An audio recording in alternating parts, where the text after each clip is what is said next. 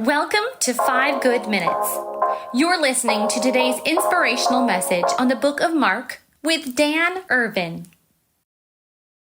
Today we're continuing in Mark chapter 3, looking at verses 13 through 19. It says this: Jesus went up on a mountainside and called to him those he wanted, and they came to him. He appointed 12 that they might be with him and that he might send them out to preach and have authority to drive out demons. These are the 12 he appointed: Simon, to whom he gave the name Peter; James, son of Zebedee, and his brother John. To them he gave the name Boanerges, which means sons of thunder; Andrew, Philip, Bartholomew, Matthew, Thomas, James, son of Alphaeus, Thaddaeus, Simon the Zealot, and Judas Iscariot, who would betray him. Jesus called to him those who he wanted. Now, why these 12 and not others? There was a larger group of disciples that had been with Jesus, and Jesus picked 12 out of that group.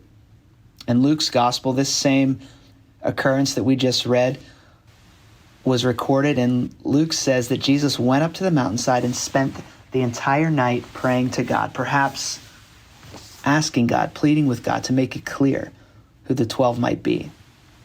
I think it was unmistakable that this was a difficult decision for Jesus, but he saw the 12 that he picked, that he wanted.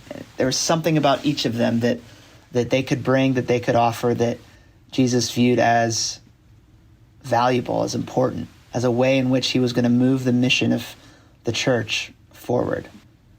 And I imagine this was pretty difficult for some of the other followers who were not a part of this 12 to reckon with. There were 12 selected. Jesus called them up to himself. Perhaps they were thinking, well, what about me? I've left everything. I've left my family. I've left my livelihood, my work. I've put it all on the line and followed you. And I don't understand, Jesus. Why them? There's a parable in Matthew 25, commonly referred to as the parable of the talents. And the gist of it is there's a man who goes on a journey, and he's entrusted 3 different servants with different amount of money as he's gone and watching the land. And there was 2 servants that invested the sums of money that he gave them, and they doubled their return. And when the master came back, he was pleased because they had done something with what they had been given.